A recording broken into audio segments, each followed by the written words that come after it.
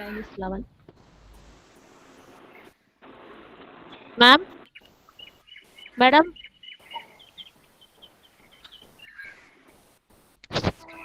Shall we start, ma'am? Yes. yes, ma'am. Shall we start, ma'am? Sir, Yes, ma'am. Suki, Suki. Yes, ma'am. Yes, ma'am. Yes, ma'am. Suki, start, ma'am. Okay. Yes, ma'am. The sun says, wake up like me. The sky says, aim high like me. The wind says, freshen everybody like me.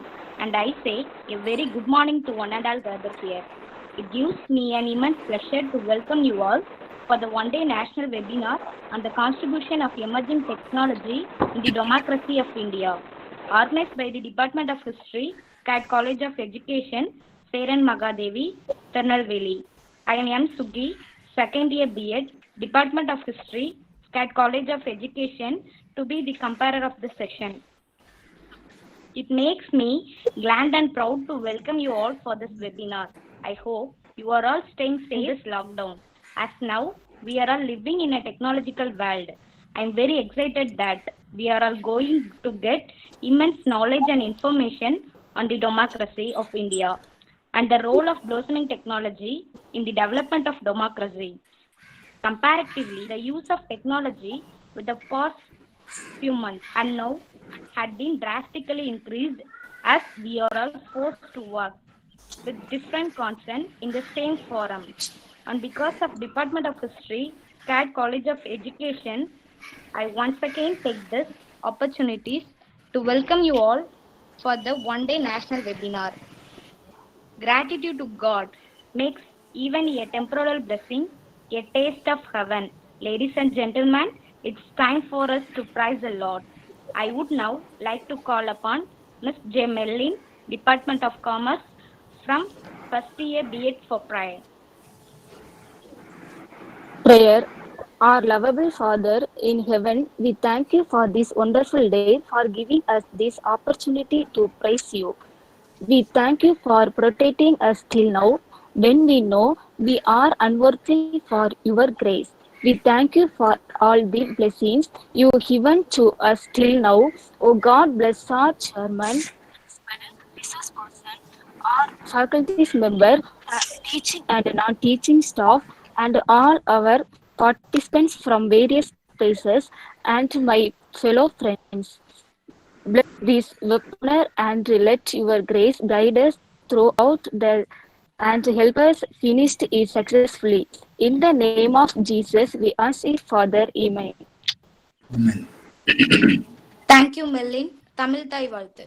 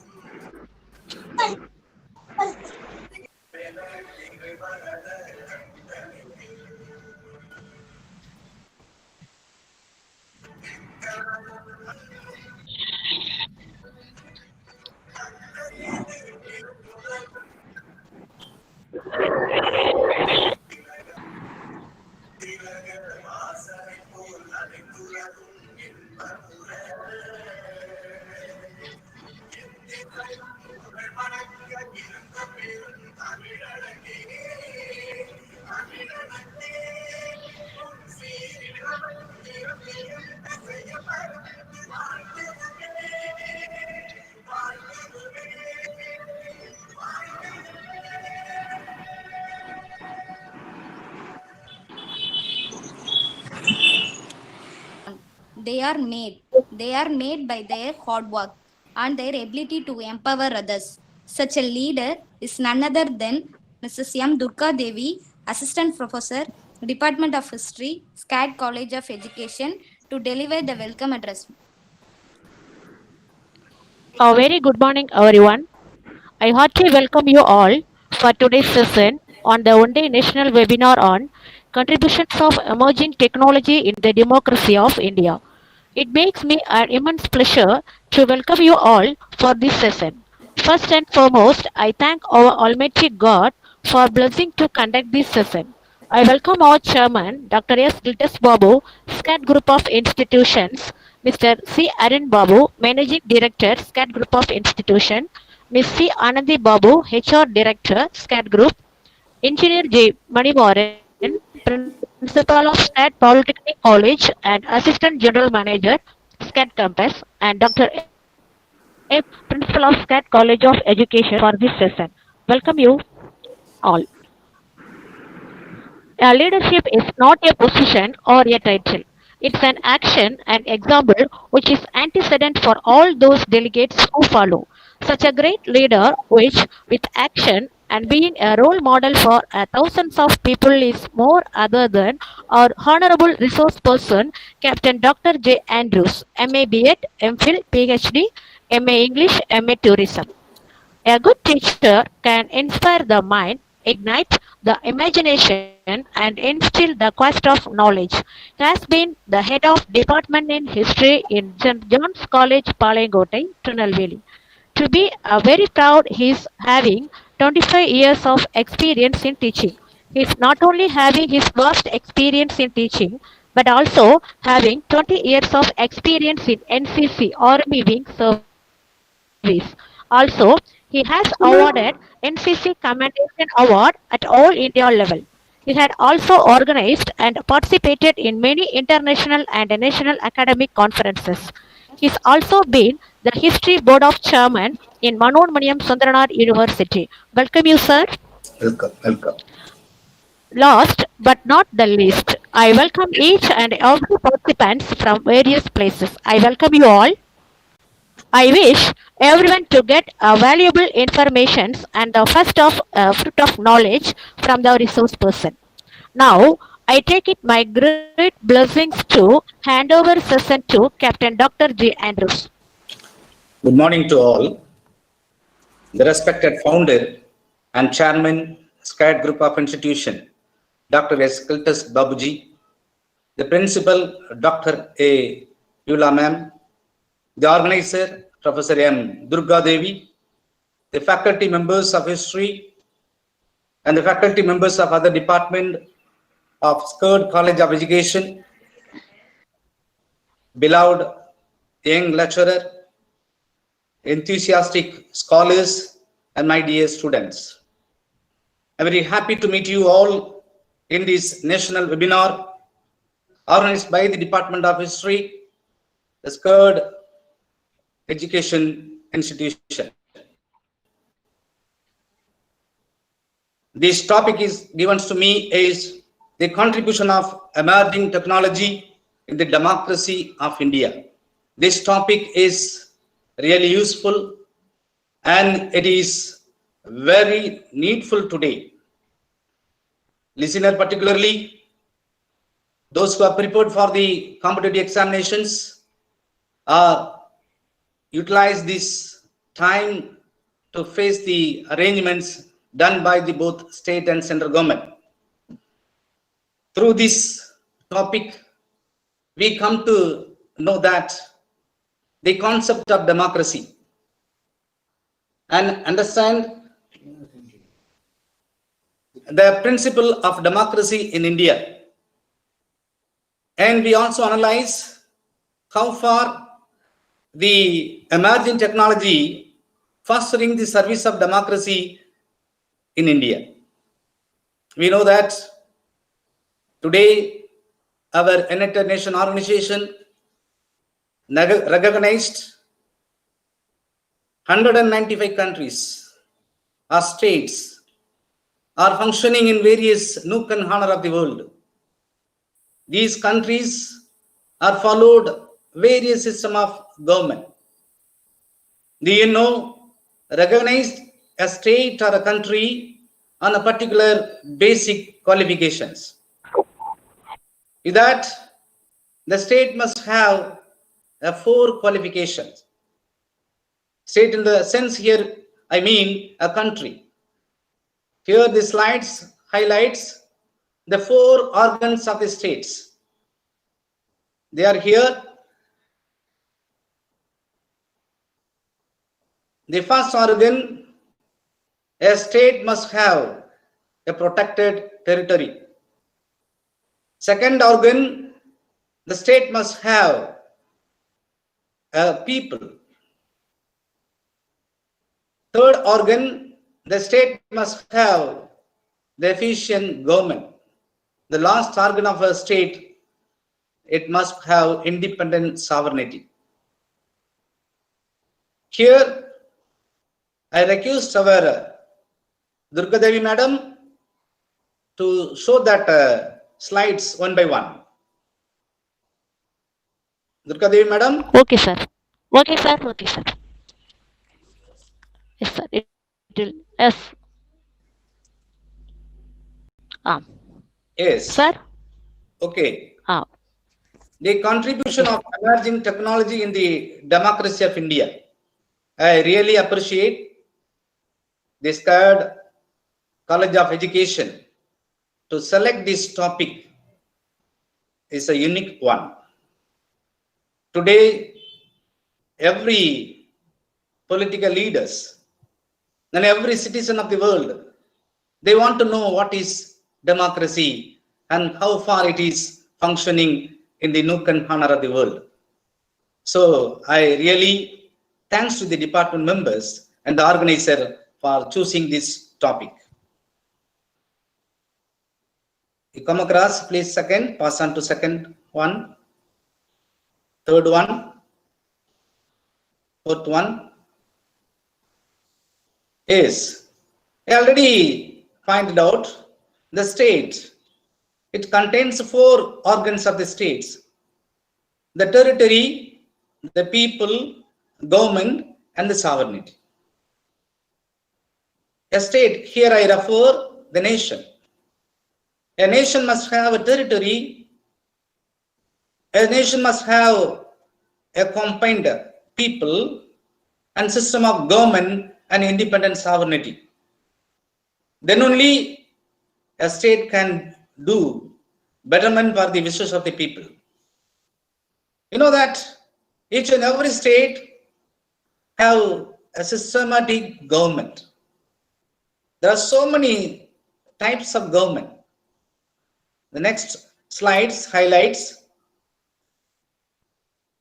the types of government: aristocracy, monarchy, autocracy, oligarchy, theocracy, democracy.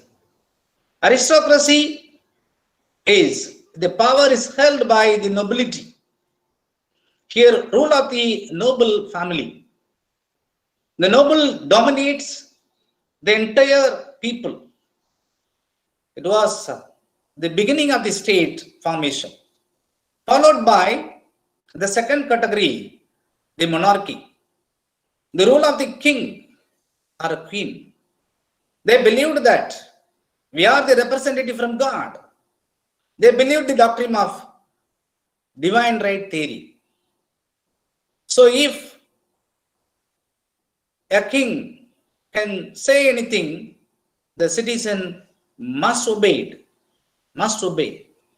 No one can go against a ruler. If anybody say anything against a ruler, they may be considered as traitors. So another form, monarchy.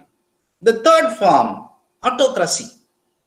The government of one person. A single person may control the entire state. Everybody must obey his order and words. The fourth one, oligarchy. The rule of group of people. Here, few groups, maybe eminent members of their community, maybe notable leaders of their community can rule oligarchy. They never give respect to the voice of the people. Theocracy, the rule of religious head. Any religion, the head may lead the nation.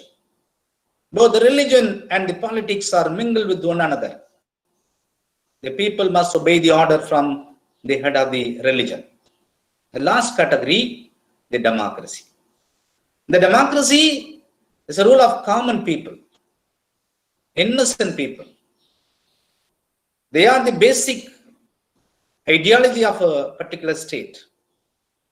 Democracy exists today more than 90% of the states of the world.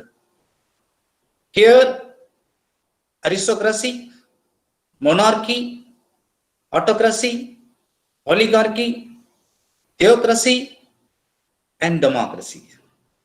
Here, the democracy is the noble one. We are going to see a functioning and the strengthening of democracy in India. The next slide. What is democracy? How far does democratic concept arise? You see that democracy, the ideology and the concept arise in the great noble world, that the Greek word demos mean people, kratos mean rule.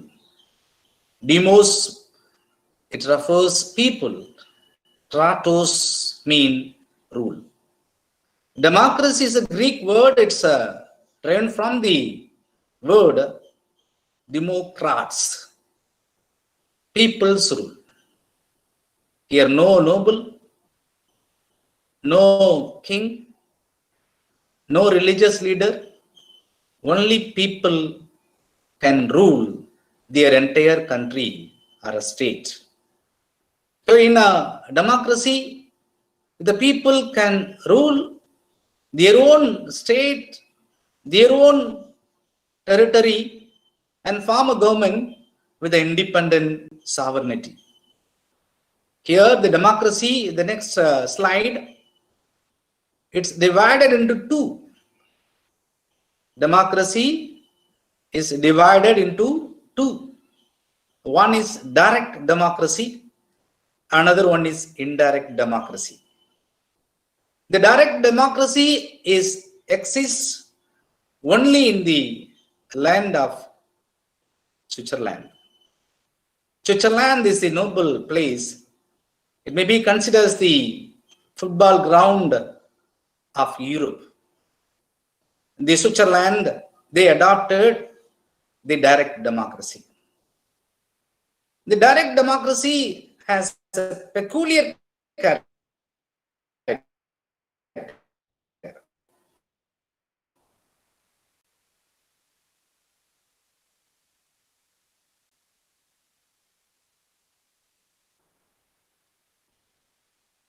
It's a people and they may again recall. So they elected and recall their own leader. It is a noble character exists in direct democracy.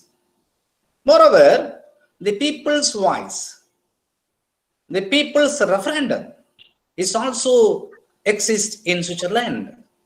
If they want to introduce any bill or a law, they may gather together and they organized and they introduced a bill or a law for their own sake. If they wants to, the government wants to know the willing of the people, they may gather them in a particular ground where they collected their opinion. So here direct, the people directly rule the government. It only exists in Switzerland. The another category, indirect democracy. Indirect democracy exists almost all 90% of the countries of the world. 90%. In India, we adopted democracy, indirect democracy. USA, and all over familiar countries, they adopted the indirect democracy. The basic difference, we elected members to govern the government. We elected our representative to rule the administration. We used our franchise only stipulated time alone. On behalf of us, they may rule. On behalf of the people, the representative govern the administration. It's a democracy. The next board, just to see that what is democracy and where it arises. You see that it arises around 6th century BC, where a Greek city-state, Athens. It was highlighted by various leaders of Athens. Number 1, Solon, 594 BC. He was a lawmaker, best statesman, and the poet. Then next, Cleisthenes, 508 BC. Eplots, 462 BC. They projected the policy of Herodotus, the father of history. They highlighted their principle also. But Solon beautifully recorded the document, what they practice in their political system, how they form their bill or law, how they executed, and how they interpret. Everything are documented. In Athens, the people's limited almost adult male citizen, nearly 30% of total adult population involved in the governing activities. So where they have the root for democracy, it spread day by day, one by one country to another country, because the direct democracy, indirect democracy, its root democracy, it concentrate only on the welfare of the people. So everybody like this. So this definition, it's give importance to people, people's wishes, people's desire, people's need, people's expectation.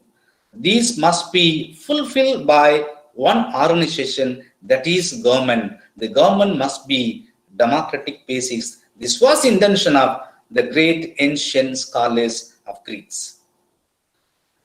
As like these scholars, next, the American president, Abraham Lincoln. You see that next slide. The Abraham Lincoln was the 16th American president. He was elected as the president after a great disaster brings civil war. North America, South America, they fight with one another. The main cause was slavery. Immediately after the war, Abraham Lincoln was selected as the President of America, as the 16th president. He supported the free and independent human being. He was against slavery. He practiced the feeling of the human. So he pronounced democracy is the government of the people, for the people, and by the people. The government of the people, for the people, and by the people. Now you understand more about what is democracy.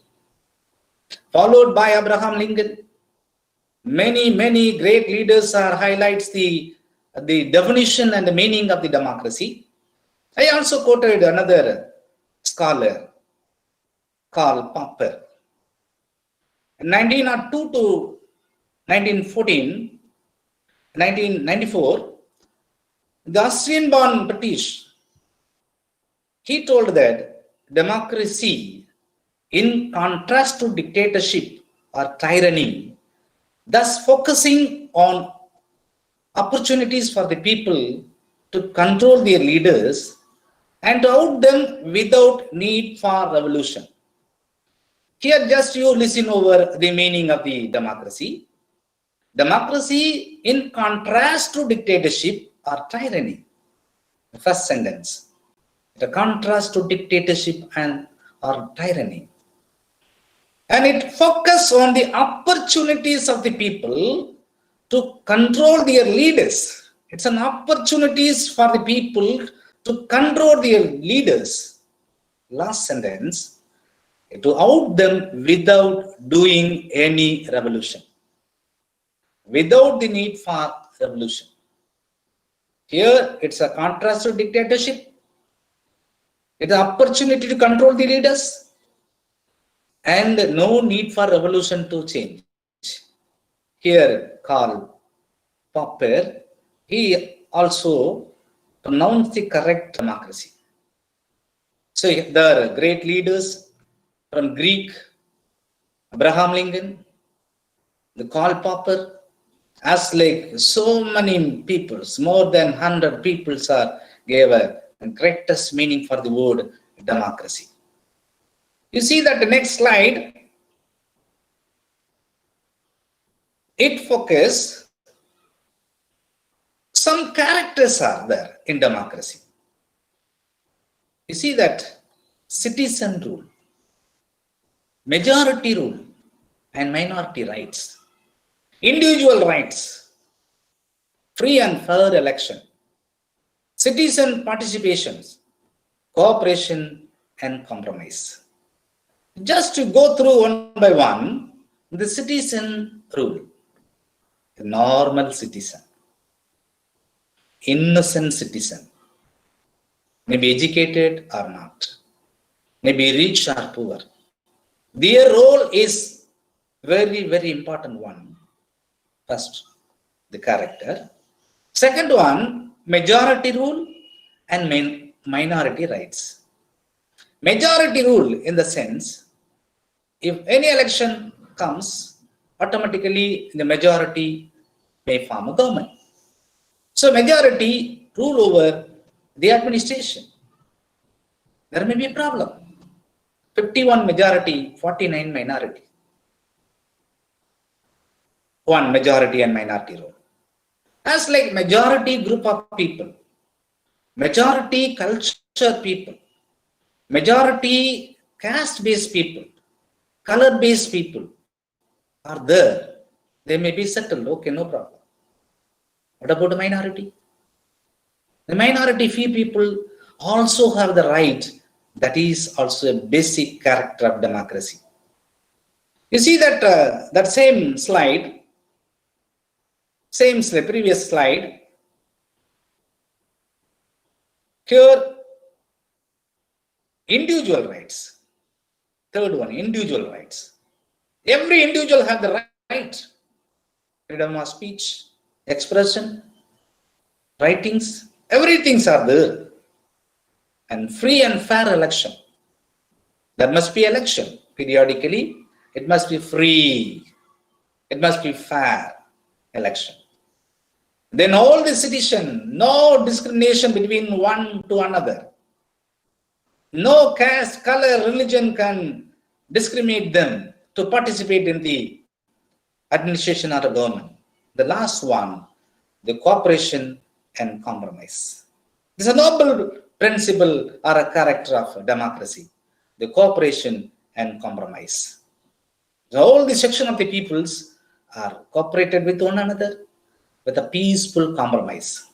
So these 6 characters are more valuable in the principle of democracy. You see that next slide. A democratic system in India. How the democratic system exists in India. We must go through that olden days. The monarchy was available in India. The monarchy was exist in India. They believed the principle of divine right, the theory of kingship, the supreme authority on land. They have all power equivalent to God Almighty.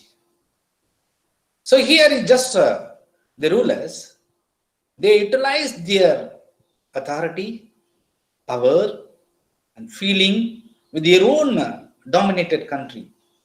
Another points I say here, the king's words are legislature. What he pronounces in his mouth is called legislature. It is equivalent to law. Everybody must obey. The king's actions, if the king can do anything with the help of the minister, with the help of the assistant, it is executive. They execute the laws which were pronounced by him. Then his sentences. If anybody disobey the laws passed by him, he may be punished. The citizen may be punished by the king. The death sentence also given by the king by the ordinary trial. See here that they are the dominant people. Monarchy was exists in the center, whereas in North India, according to Kaudilya's Arthashastra, that in North India, though the monarchy was exist, the local self-government also practiced in the rural areas. There was evidence in their noted points, Arthashastra. As like in South India, particularly during the time of the Cholas, the great Cholas, the Kudavole system was exist at the village level, local level. The king dominated in their city level, at a center level, and he may be busy with the administrative work. He may be engaged in a war. He may do many things for the welfare of the people from the palace, from the capital city. Sometimes he may not be attend any needs of the people in village. For that reason, they have a panchayat system, village panchayat. The people's representatives are elected on the basis of Kodavole system. It is also exist in South India, particularly in Tamil Nadu. Here in India, at the center, there was a monarchy. In a local or a rural area, the king allowed to run the democracy in the form of elected representatives. So during the ancient period, what the Greek practice, it is also practiced in India also. But we are not say democratic system was exist in India. We may say only monarchy. When that the democracy entered into India, the democracy entered into India only after the arrival of the British people. In the next slide, I may say about that. The British administrative reforms, the political reforms introduced, democracy at the center also by the British administrators. You know that British, they focus the democratic system in India. The British people, stage by stage, year by year, they introduced reforms, the political reforms in their administration, in their government. So indirectly, they see the principle of democracy in India by the approval of their own parliament and their own ideology. You know that 1886-85, the Indian Nation Congress was formed in India. The main reason, the Indians want to involve themselves in the administration of the British government. Before independence, the Indians also qualified to run the government. They pass the ICS examination. They have the ability, they have the talent to involve in the administration. But the opportunities was not given. So through that Congress, They sent their prayer and petition to the government of England.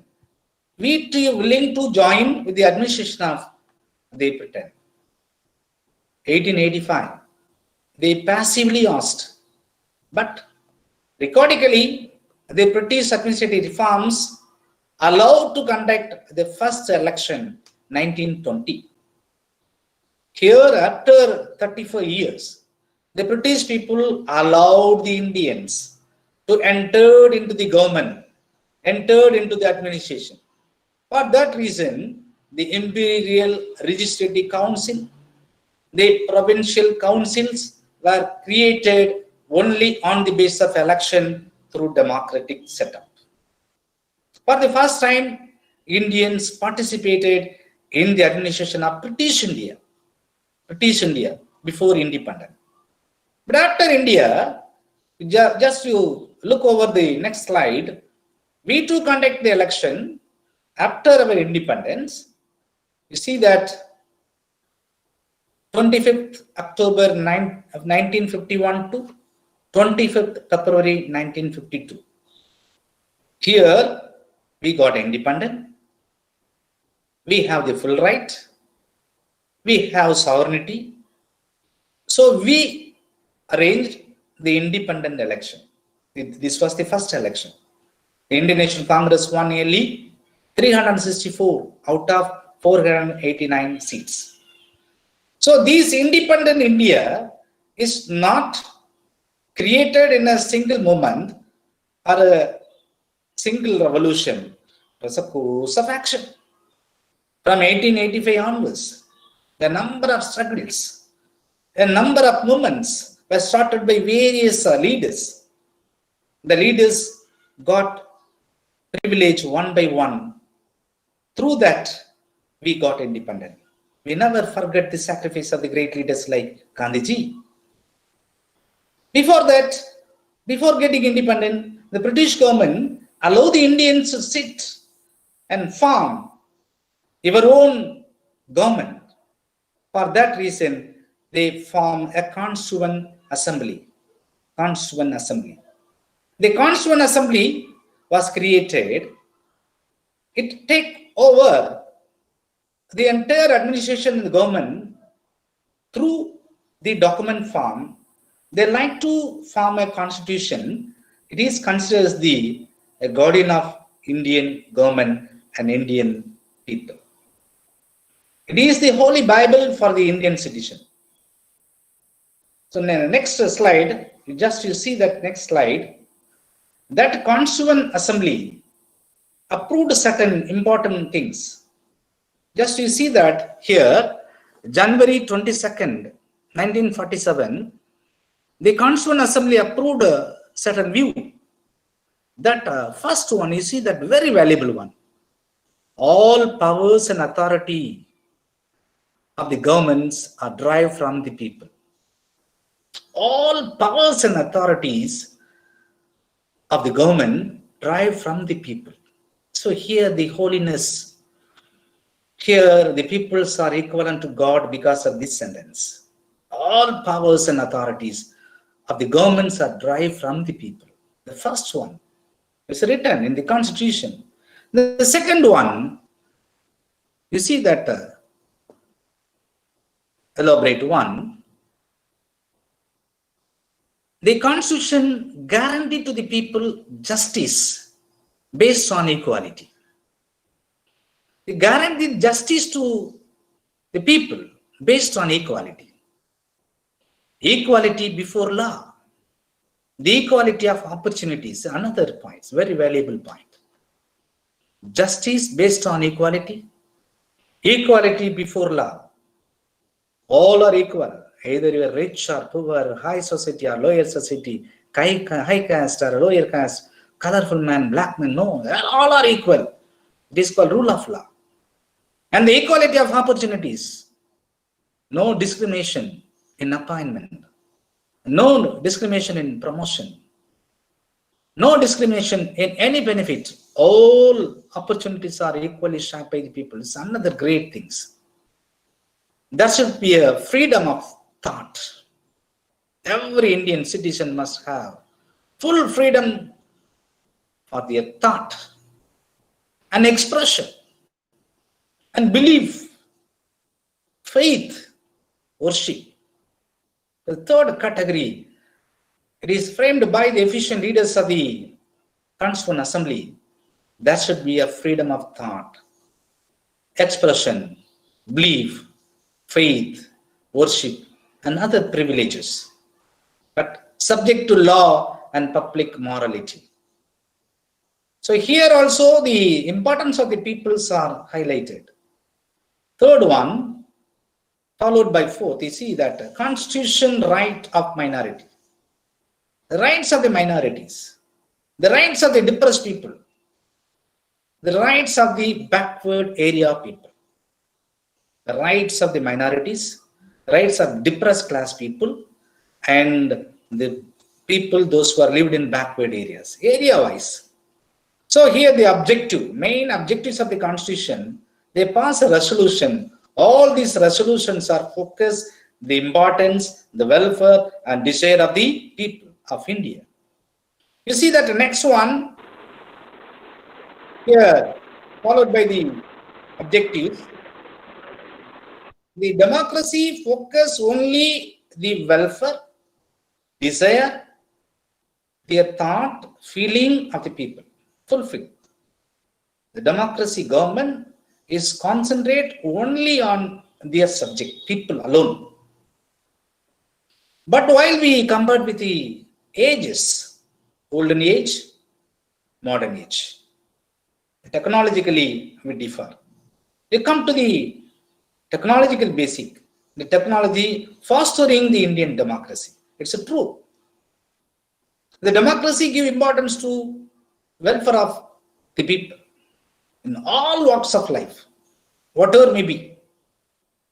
That is the goal or a core of the democracy. In other forms of government, you see that previously we called a monarchy, oligarchy, aristocracy. All that states are considered as police states. Their main aim to protect the people in time of danger, maybe war, natural calamities, maybe theft. Any difficulties that arise to the subject, the ruler may come. But welfare, they never care about the welfare of the people. Only the democracy give importance to the welfare of the people. So on that basis, just you see that next one, democracy is fostering their services through communication and transport system. In the olden days, as we know that the postal and telegram transport system early days. The postal system, once upon a time, we may appreciate the British people. They introduced the postal and telegram system, that communication was easily passed from north to south India. The success for the 1857 revolution to the British side because of this system. Transport helped them to migrate the army from one place to another place. It was lacked to the Indian ruler. There was no transport to them. So they advanced in during that time, they got success. So we got failure, 1857 revolution, the first war of Indian independence. What about now? You just compare with the current situation. No more telegram system. Very poor postal system previously, now it is speed up. The transport system was ancient, very, very hard one to move one place. And they see that the next one, you see the modern times. You see that nowadays the distance between the people and the administrators are very short due to the modern technologies. Here that emerging technologies, it speed up the functioning of the democracy. Speed up. You know that there was a gap. It was a long gap previously from the people to the government, from the citizen to the administrators. The very long gap, ancient days. But nowadays, The distance between the people and the administrator is very, very short. It is the emerging technology. It is the modern technologies. It's very, very helpful to the functioning of the democracy in India. You see that whatever happened in Kashmir, Ladakh, we may see immediately, simultaneously, as like live.